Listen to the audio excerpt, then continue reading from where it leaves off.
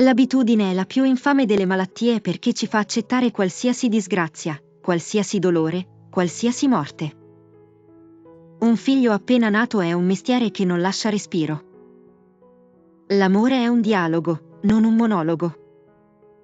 Niente ferisce, avvelena, ammala, quanto la delusione.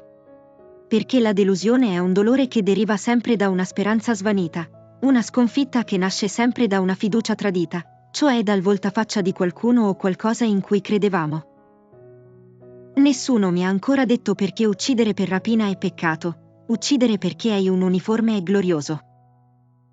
Chi si rassegna non vive, sopravvive. Non vi è eroe vivo che valga un eroe morto. Ove c'è raziocinio c'è scelta, ove c'è scelta c'è libertà.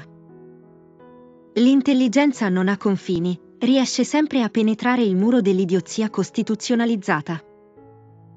Vi sono momenti, nella vita, in cui tacere diventa una colpa e parlare diventa un obbligo. Un dovere civile, una sfida morale, un imperativo categorico al quale non ci si può sottrarre.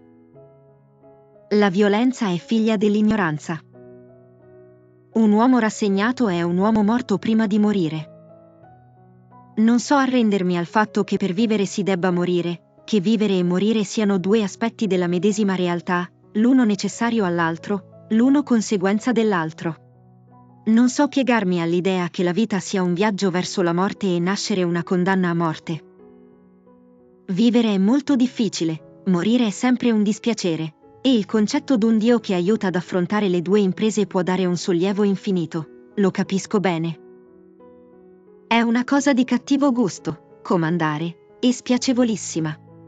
Perché pone a contatto coi beceri e con gli ottusi, costringe a esercitare la volgarità del potere, limita la libertà sia di chi comanda che di chi è comandato, infine inebria i presuntuosi. Il dolore dell'anima è una malattia molto più grave della gamba rotta e della gola infiammata, le sue ferite sono assai più profonde e pericolose di quelle procurate da una pallottola o da una scheggia. Sono ferite che non guariscono, quelle, ferite che ad ogni pretesto ricominciano a sanguinare. La paura e i soldi, si sa, mettono a tacere il cuore. Non è vero che il fine giustifica i mezzi.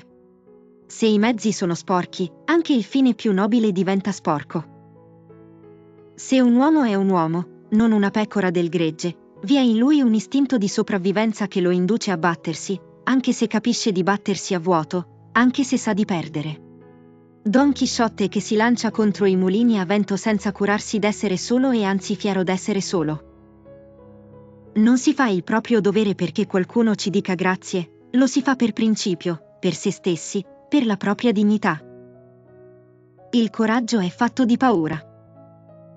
Il grande malanno del nostro tempo si chiama ideologia e i portatori del suo contagio sono gli intellettuali stupidi.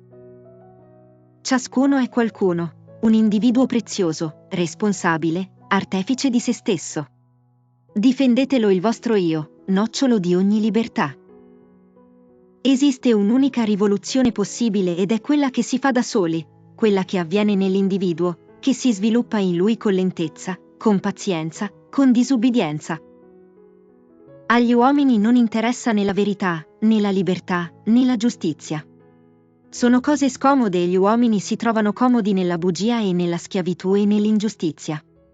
Ci si rotolano come maiali.